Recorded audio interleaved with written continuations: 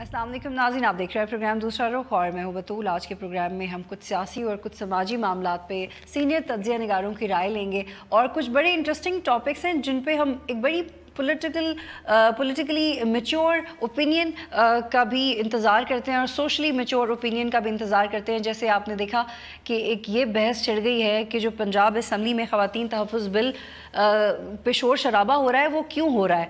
अब ये बातें सामने आ रही हैं कि अगर ख़वातीन ये चेक करना चाहें कि उनके शौहर कहाँ हैं तो और उनको ट्रैकिंग कड़े पहनाने की बात हो तो क्या ये मर्द की सेल्फ़ रिस्पेक्ट को हर्ट कर रहा है या औरत को इतना डोमिनेट करना चाहिए एक रिलेशनशिप में या नहीं। और ऐसे और बहुत सारे नुकात जो हम इस बिल के हवाले से आपसे शेयर करेंगे। ये बिल सही है या नहीं, वाकई ख़वातीन को एम्पावर करेगा या मिसयूज़ हो रही है ये चीज़।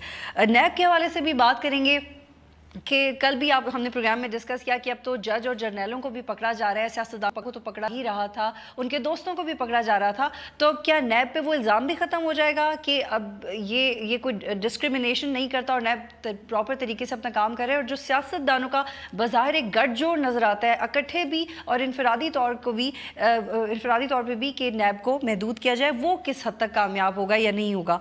और पिलडाट की एक रिपोर्ट भी डिस्कस करेंगे आपसे जिसमें कहा गया है कि PMLN एक इंतहाई लीस्ट डेमोक्रेटिक पार्टी है, जिस पार्टी के अंदर ही जमहूरी निज़ाम मौजूद बिल्कुल भी नहीं है। और सबसे पहले नंबर जमात इस्लामी को दिया गया है कि पार्टी के अंदर इंतखाबात का निज़ाम मौजूद है, रिशफलिंग होती रहती है, लीडरशिप के हवाले से भी होती है, तो उसको कदरे बेहतर नंबर मिले हैं। लेकिन PMLN का नंबर बहुत ही बुरा है, परफॉर्मेंस भी बहुत बुरी है। इस हवाले से तफसील से बात करने के लिए तमाम मौज़ूआत के हवाले से मुझे ज़ियाउद्दीन साहब ने ज्वाइन किया है। सीनियर सहाफ़ी तज्ज़िया निगार हैं, PJ मीर साहब एंकर पर्सन है, एनालिस्ट हैं, मेरे साथ प्रोग्राम में मौजूद हैं, और आबिर जाज़ साहब सहाफ़ी तज्ज़िया निगार मेरे साथ मौजूद हैं। बहुत शुक्रिया।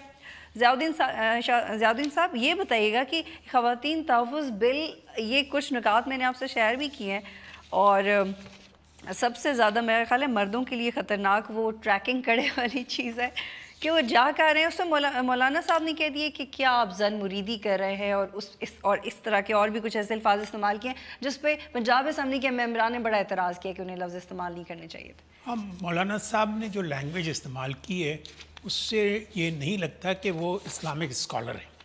उससे तो लगता यही है कि वो किसी टाट वाले मदरसे में कोई किसी अनपढ़ मौलवी ने उनको इस्लाम के मुतालिक बातें बता दी हैं। तो ये जुमला इस्तेमाल करना कि जोरों का ग़ुलाम बन जाना, ज़न मुरीदी करना, ये असल में अगर आप बिल को सही तरीके से पढ़ें तो उसमें बड़ी क्लियरली लिखा हुआ है कि अगर कोर्ट जज ये कहे कि इसकी ट्रैकिंग होनी चाहिए तो फिर ट्रैकिंग होगी।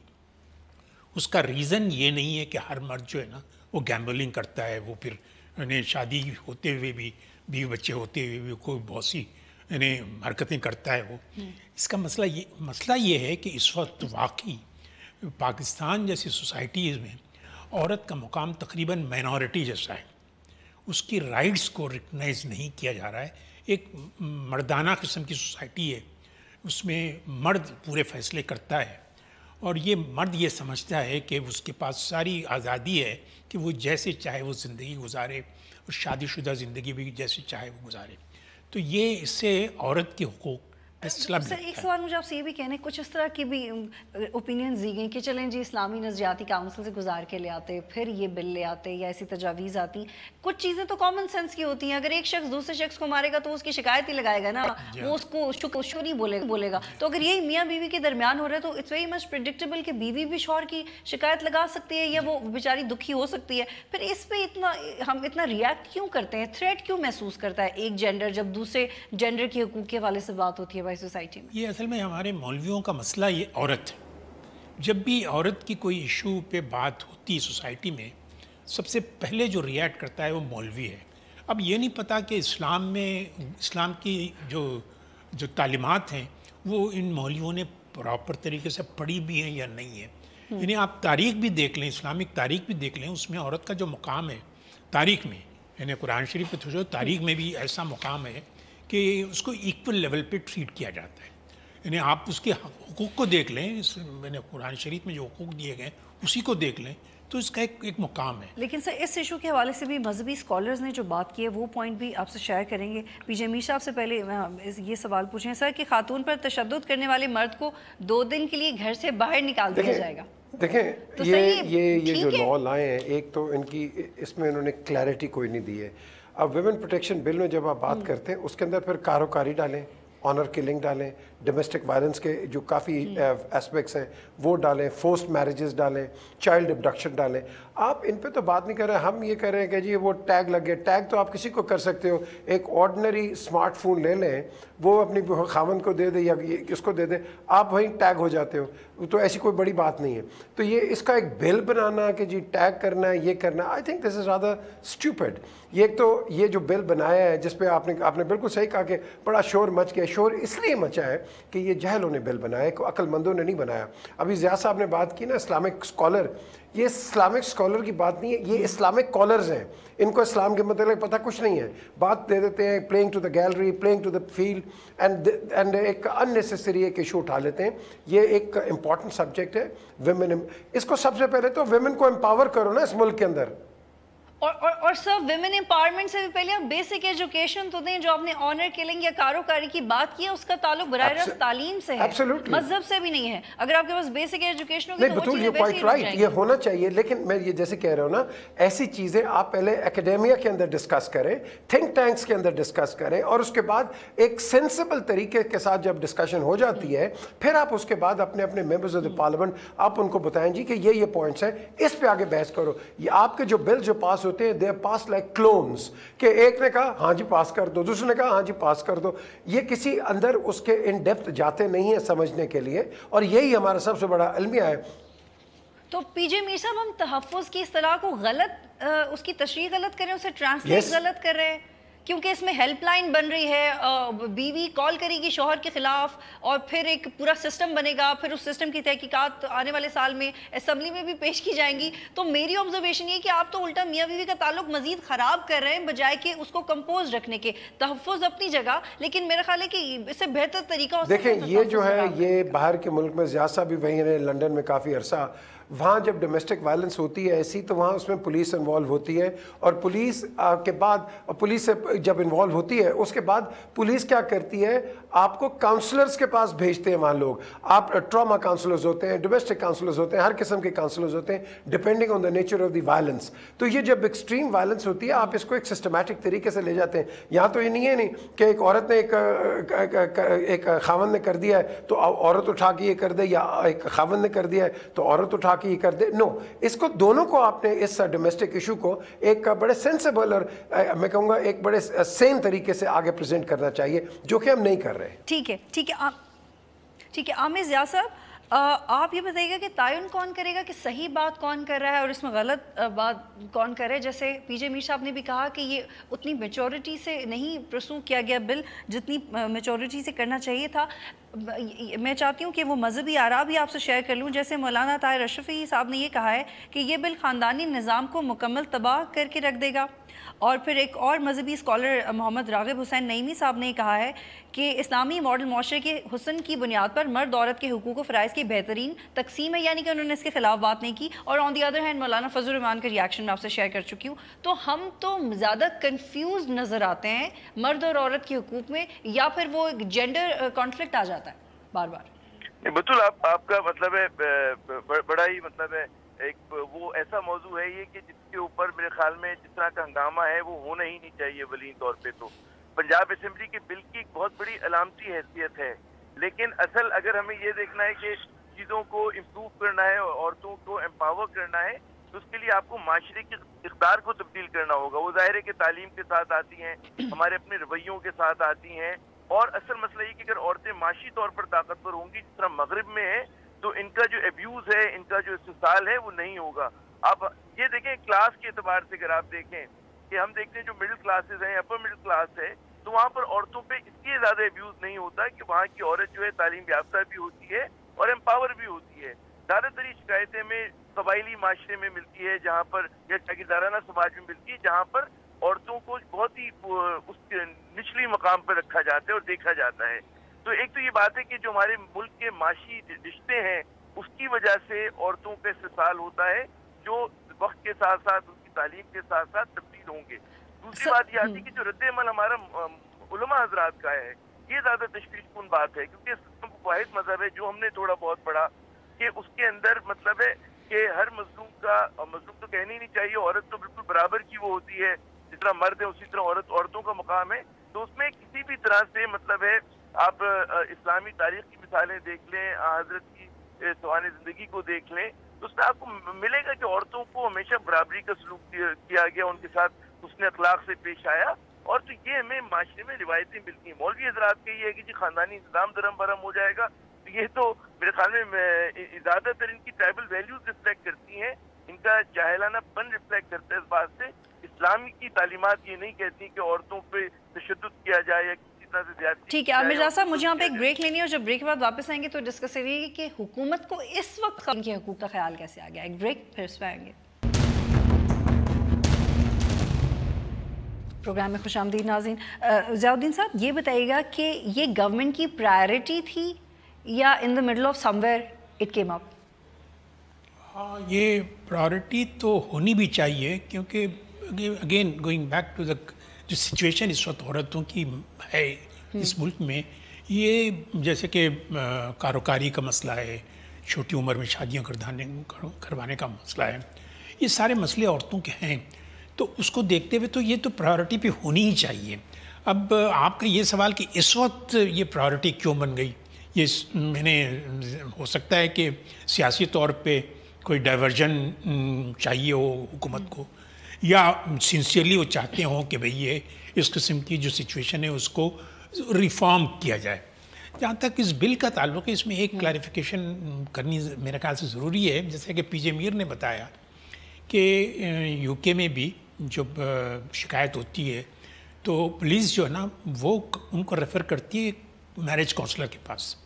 تو اس بل میں بھی ہے کہ یہ جو ٹریکنگ کا مسئلہ ہے وہ پولیس نہیں لگا سکتی, یہ جب تک کوئی کورٹ نہ کہے. کورٹ میں کیس ہوگا, کیس میں یہ ساری چیزیں ظاہر ہے کہ فیملی کورٹ ہی ہوگی, یعنی یہ امیجیٹلی کسی لاہور ہائی کورٹ یا پنجاب سپریم کورٹ میں تو کیس نہیں جائے گا. وہ لوور کورٹ ہوگا, وہ جہاں پر ایک ہو سکتا ہے کہ ایک عورت جج بیٹھی ہو, تو وہ یہ سارے ایشوز کو سمجھ کر, دونوں کے بیانات سمجھ کر, ایویڈنسز کلیکٹ کرنے کے بعد اس فیصلے پہ پہنچے گی کہ ٹریکنگ لگانا چاہیے یا نہیں لگانا چاہیے. یہ کوئی امیجیٹلی نہیں لگے گا ٹریکنگ.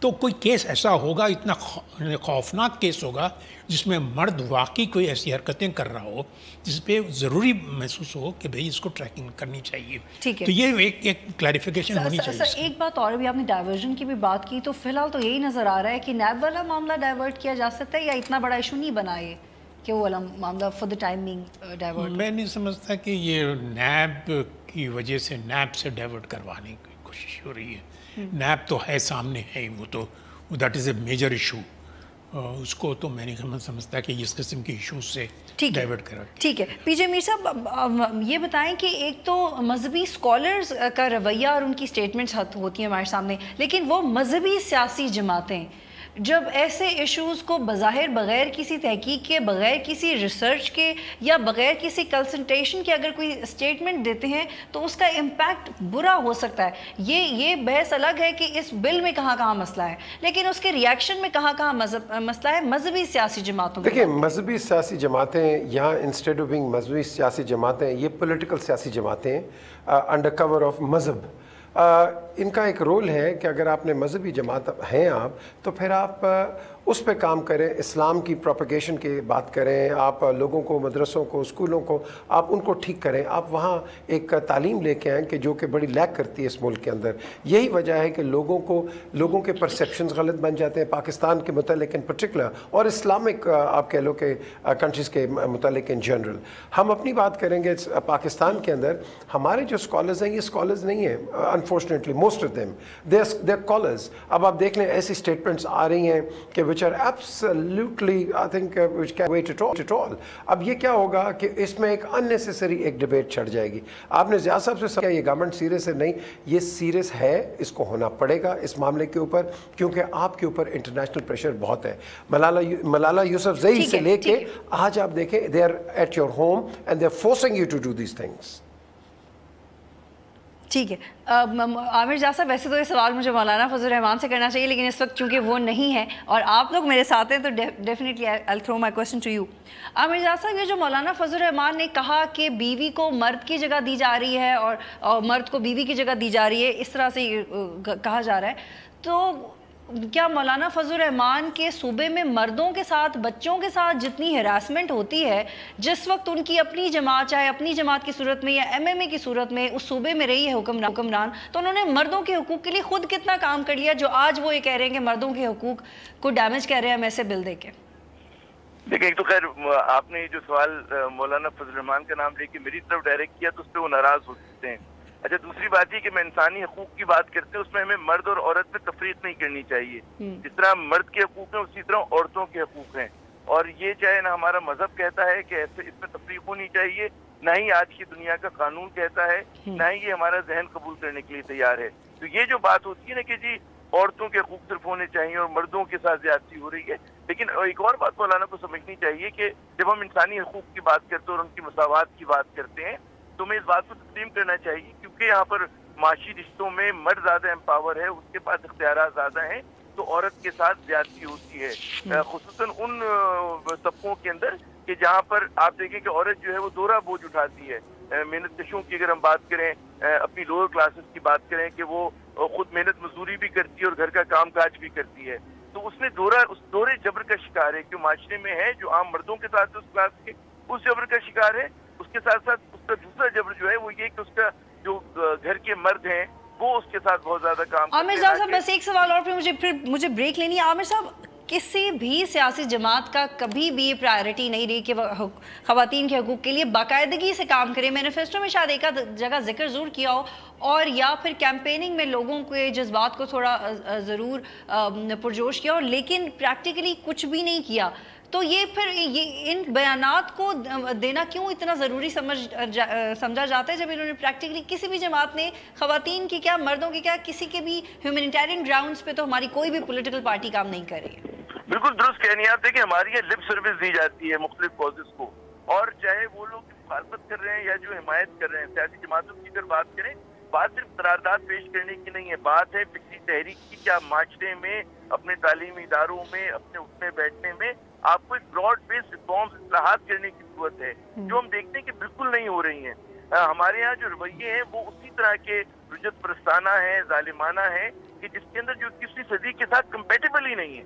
اگر آپ کو پاکستان کو جدید ریاست بنانا ہے، اس کو پراسپرس ملک بنانا ہے، تو اس کے لیے ظاہر ہے جب تعلیم عام ہوگی، اور ہم یہ نہیں کر سکتے کہ اپنی 50% آبادی کو بالکل پیچھے رکھ کر ہم لوگ ترقی کر سکیں. اگر پاکستان کو ترقی کرنی ہے تو عورتوں کو شانہ بہ شانہ چلنا ہے، اور جتنا وہ پیچھے ہو گئی ہیں اس کو ان کو آگے لانے میں فیسیلیٹیٹ کرنا ہے، ان کی مدد کرنی ہے. اور یہاں پہ ایک بریک لیتے ہیں، لیکن بریک سے پہلے یہ بات کہ اگر مردوں کو جتنی تعلیم دینے کی کوشش کرتے ہیں عورتوں کو بھی اتنی دیں، انفیکٹ انہیں برابری کی اگر تعلیم دیں، اور پھر جب ان کی آپس میں رشتے بنے، ان کی آپس میں شادیاں تو ہوں، تو میں خیال ہے کہ ان کو اپنا رشتہ نبھانے کے لیے کسی ہیلپ لائن کی ضرورت نہیں ہے، ان کو بیسک اقدار اور بیسک تعلیم دینے کی ضرورت ہے. ایک بریک لیں گے، پھر نیب پہ بھی بات کریں گے.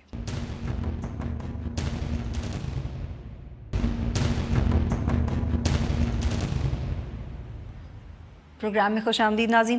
ضیاء الدین صاحب، یہ نیب کا کیا قصہ ہے؟ نیب آپ کے مطابق ٹھیک سے کام کر رہے ہیں؟ دیکھیں، نیب کی جو کانسٹیٹیوشن ہے جو بنائی گئی تھی، وہ بنائی گئی تھی بائی ملٹری ڈکٹیٹر، اور انہوں نے اس کو استعمال کیا ایز این انسٹرومنٹ ٹو یعنی ایز اے پولیٹیکل انسٹرومنٹ استعمال کیا. آپ کو یاد ہوگا کہ جب انہوں نے پیٹریٹس بنائے تھے تو اس وقت نیب کو استعمال کیا انہوں نے.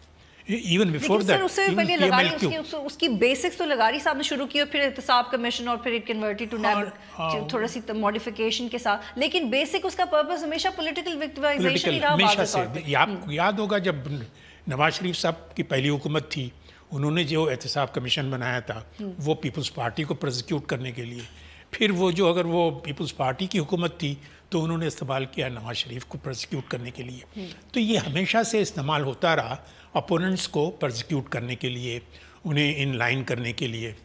تو جہاں تک اس وقت کی نیب کا تعلق ہے، اس کے پاس زیادہ تر کیسز اسی زمانے کے ہیں، اسپیشلی نواز شریف صاحب کے خلاف جو کیسز ہیں وہ سارے بنے ہوئے ہیں مشرف صاحب کے زمانے کے.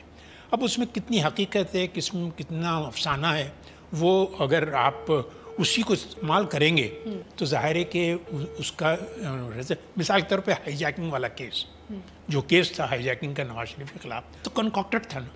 یعنی وہ تو سب کو پتا تھا کہ کنکاکٹڈ ہے. وہ he was trying to get rid of Nawaz Sharif.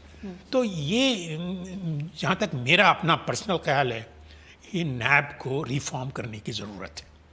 NAB کی جو قوانین ہیں، نیب کی جو اپروچ ہے ٹورڈز کرپشن، اور ایک کرپشن جو ہے ایک معاشرے کا مسئلہ ہے. ٹھیک ہے سر، نیب کو ریفارم کرنے کی ضرورت ہے، ایک بات. لیکن وزیر اعظم صاحب کا 31 مارچ سے پہلے یہ بیان دے دینا نیب کے حوالے سے، یہ اس کی ٹائمنگ کنٹروورشل تھی، یہ پولیٹیکلی موٹیویٹڈ تھا، یا یہ فلو آف دا پالیٹکس میں ہو گیا؟ میرا جہاں تک خیال ہے کہ یہ نواز شریف صاحب کی اس بیان کی میں تائید کروں گا کہ انہوں نے صحیح کہا کہ نیب کو ریفارم کرنے کی ضرورت ہے. لیکن اس کو تو بہت کریٹیسائز ہوا کہ وہ چیف ایگزیکٹو کی پوزیشن پہ، ہی از ناٹ سپوزڈ ٹو سے دس. Y? when he is as a chief executive, he can criticize any law which had been formulated by a military dictator. تو وہ تو کر سکتے ہیں، کیوں نہیں کر سکتے وہ؟ ٹھیک ہے، لیکن وہ پولیٹیکلی کنٹروورشل اس لیے بھی ہے کہ جب آپ کے کیسز کی باری آئی تو آپ نے یہ اسٹیٹمنٹ دے دی. اس پہ بھی آپ ایگری نہیں کریں گے؟ کیونکہ سر 31 مارچ کو ان کیسز کا فیصلہ ہونا نا، کیا وہ ڈراپ کریں گے یا ان کے خلاف ریفرنس دائر کریں. 31 مارچ کو وہ فیصلہ ہوگا. دیکھیں جس طرح سے سندھ نے ریئیکٹ کیا نیب کے خلاف، اور اس کو کوشش یہ کی کہ اس کو اپنے پروونس کے جو پولیٹیکلی ریلیٹڈ جو کرائمز ہیں یا کرپشن کے کیسز ہیں، اس کو نیب کے کنٹرول سے الگ رکھا جائے، وہ بھی ایک سٹارٹ تھا.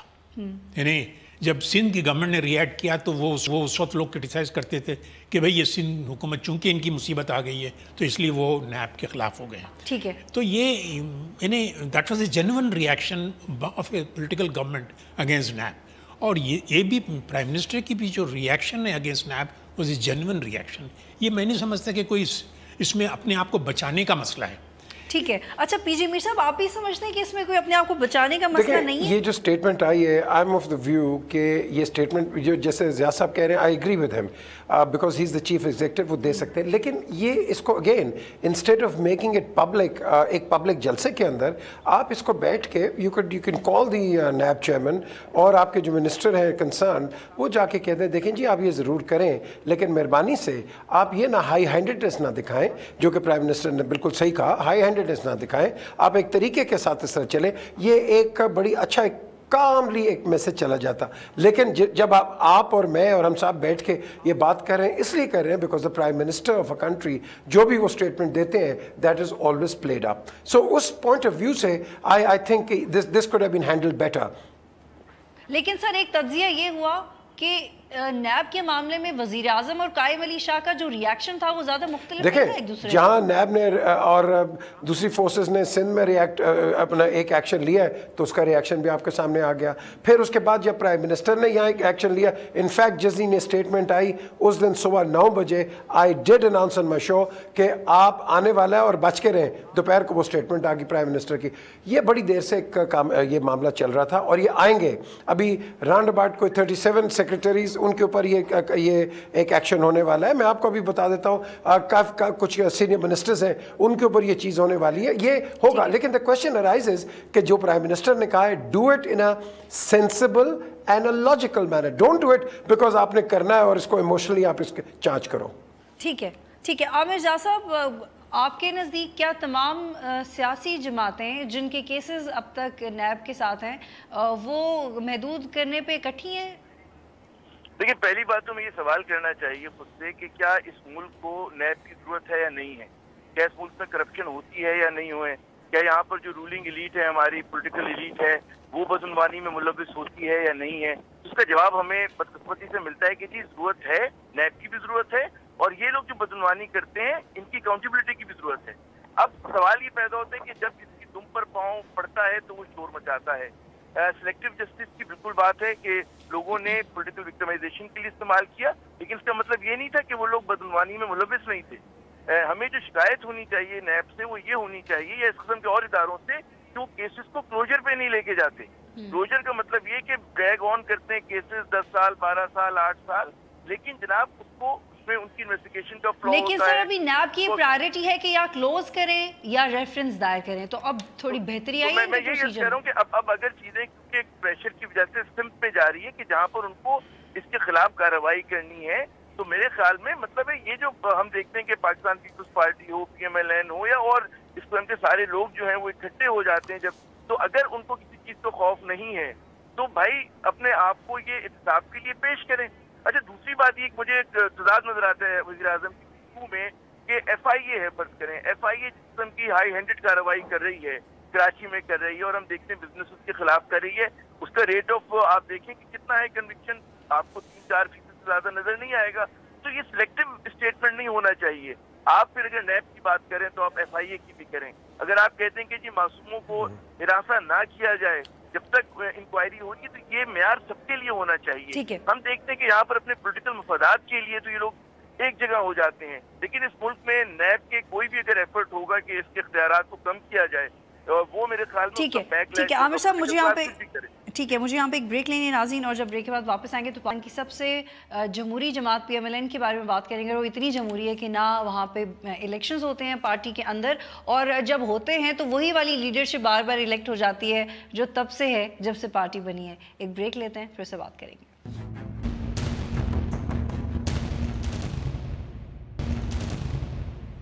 پروگرام میں خوش آمدید ناظرین. ضیاء الدین صاحب، یہ پلڈیٹ کی رپورٹ ہے، یہ میں آپ سے شیئر کرتی ہوں اس کی کچھ اہم نکات. پہلے نمبر پہ جماعت اسلامیہ 56% ٹرانسپیرنسی کے ساتھ حاصل بزنجو صاحب کی نیشنل پارٹی ہے 47% کے ساتھ، اور تحریک انصاف 44% کے ساتھ. تحریک انصاف تیسرے نمبر پہ، پاکستان پیپلز پارٹی 5ویں نمبر پہ، متحدہ قوم موومنٹ 6 اور PMLN آخری نمبر پہ 31% کے ساتھ. یہ پلڈیٹ کا بہت ہی اچھا ایفرٹ ہے، 2014 میں بھی انہوں نے کیا تھا، اور اس میں اویئرنیس انہوں نے کریٹ کی ہے کہ پولیٹیکل پارٹیز کے اندر جو غیر جمہوری کلچر بن چکا ہے، تو اس سلسلے میں یہ اویئرنیس سے ظاہر ہے کہ اس میں بہت سے جو انڈیکیٹرز انہوں نے استعمال کیے، ہو سکتا ہے کہ اس کو اور امپروو کیا جا سکتا ہے، اور اس میں اور بھی ریفارم، اس کو اور بھی اچھا کیا جا سکتا ہے.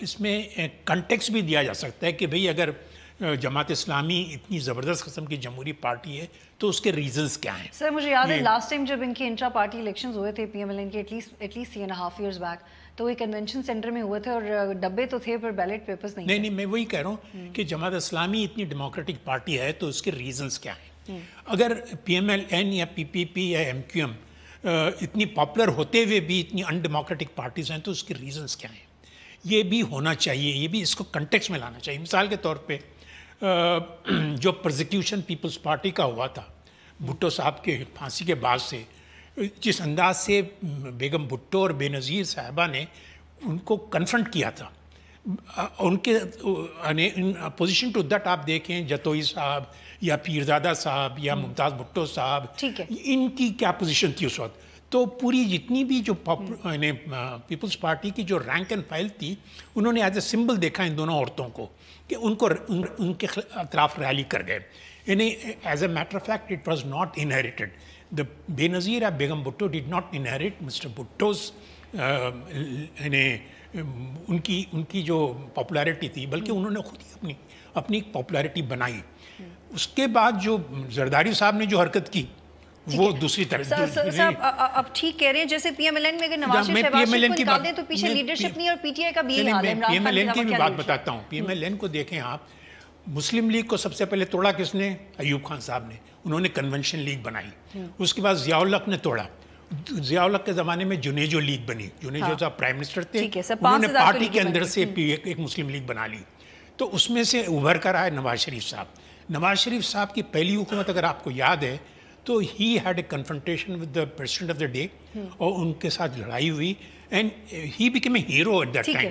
یعنی انہوں نے ایک طریقے سے آپ یہ کہیں کہ he rallied the people of Muslim League کے سپورٹرز. سر بس مجھے وائنڈ اپ کرنا ہے، بٹ ٹھیک ہے. اب PJ میر صاحب اس پہ بھی آتے ہیں، لیکن زرداری صاحب کے بیان پہ بھی میں آپ کی رائے جاننا چاہ رہی ہوں. جو مبینہ طور پہ بیان آیا پھر واپس لے لیا گیا، اس کے بارے میں ایک بات یہ سمجھ آتی ہے شاید ایک پیغام تھا جو دے دیا گیا کہ ہمارے اندر کچھ ایسے ایلیمنٹس ہیں جو آپ کو فیور کرتے ہیں. ٹیسٹرز آپ نے پہلے بھی ایک بیان سن لیا تھا کہ اینٹ سے اینٹ بجا دیں گے, پھر اس کے بعد یہ بیان آیا, اس کو بھی ڈس آن کر دیا, پھر آن کر دیا. یہ ٹیسٹرز ہیں, یہ ٹیسٹرز ہوتے ہیں کہ فیلرز ہوتے ہیں کہ مارکیٹ کے اندر ایک ریئیکشن کس طرح آتا ہے. تو آئی ووڈنٹ ٹیک دیز, یہ جو بیان اس طرح کے آتے ہیں, I think that very frivolous and absolutely یہ نان ڈسکرپٹ قسم کے ایک بیان آتے ہیں. آپ نے سنجیدہ بیانوں کو دیکھنا ہے. یا بیان آتا کیا ہے, میں اینٹ سے اینٹ یہ بجا دوں گا, میں آپ کو یہ کر دوں گا, میں آپ کو وہ کر دوں گا. Is that what we want to hear in Pakistan? ہمیں we want to hear issues, we want to hear about جو آپ کو پانی نہیں مل رہا, we want to hear about unemployment, we want to hear about what are the measures taken against terrorism. یہ آپ کے بیسک ایشوز ہیں. ان امپلائمنٹ کے ہیں, آپ کے آپ کے ریلیشنز باقی ملکوں کے ساتھ کیا ہیں. لیکن سر پیپلز پارٹی کی اگر بات کریں تو نظریاتی سیاست بھی ان کی کمزور نظر آتی ہے, اور وہ ہینڈل کیسے کر رہے ہیں اپنی تشخص کو, وہ بھی بہت دیکھیں. پیپلز پارٹی کا جو پرفارمنس آپ لیول تھا وہ آپ نے پچھلے الیکشنز میں دیکھ لیا. لوگ تنگ آ گئے, لوگ اتنے تنگ آ گئے کہ انفیکٹ مسلم لیگ نون سے بھی تنگ آ گئے, پیپلز پارٹی سے بھی تنگ آ گئے. انہوں نے ریفیوج کہاں جا کے لی؟ پاکستان تحریک انصاف کے اندر. اس کو from the fourth political party, from a pressure group into a political party, M Q M کو آپ نے سائڈ لائن پہ کر دیا as a local and regionalize party. اب یہ کیوں ہوا ہے کہ نیشنل آپ کا جو ٹیمپریچرز ہیں وہ چینج ہو رہے ہیں. یہ جو ٹیمپریچرز جو چینج ہو رہے ہیں, اور آپ نے پچھلے الیکشن میں بھی دیکھ لیا کہ حالانکہ علیم خان اور ایاز صادق کا ڈفرنس تھا, لیکن لک ایٹ دا, آپ دیکھ لیں کہ کتنی جلدی اس پہ انکروچمنٹ آ گئی ہے ایک پی ایم ایل این کے ووٹ کو. سو آئی تھنک یہاں اس وقت جو پریشر ہے پی ایم ایل این کے اوپر to work better and work better for the country. ٹھیک ہے عامر ضیاء صاحب, آپ یہ پی ایم ایل این کے ان ڈیموکریٹک ہونے پہ کیسے کمنٹ کریں گے؟ حکومتی جماعت کا سب سے آخری نمبر ہے جمہوری ہونے میں. بیت بات یہ کہ کوئی انکشاف تو نہیں ہے. جس کو بھی اس ملک میں سیاست سے دلچسپی ہے ان کو ان تمام رولنگ ایلیٹ کا جو ان کو جمہوریت سے ان کا کمٹمنٹ ہے اس کے بارے میں پتہ ہے کہ یہ ان کے غیر جمہوری رویے ہیں. یہ بطور فریڈمز اپنی سیاسی جماعتوں کو چلاتے ہیں, خاندان کی میراث کی طور پہ چلاتے ہیں, اور یہ جو ہے ہمارا اوور ویلمنگ ٹرینڈ ہے ہماری سیاست کا. یہ جب ہمیں پتہ ہے تو سوال یہ کہ بلی کے گلے میں گھنٹی کون باندھے گا؟ کیونکہ یہ لوگ تو ایسے ریفارمز نہیں لے کر آئیں گے پارلیمنٹ کے اندر کہ جس سے پارٹیز کو جمہوری بنانے پہ زور دیا جائے, پارٹیز کے اندر اندرونی الیکشن کے اوپر تو پھر بلی کے گلے میں جو گھنٹی باندھ رہا ہے اسی کو باندھنے دیں. تو میں یہی سوال کر رہا ہوں کہ خود تو نہیں سدھریں گے.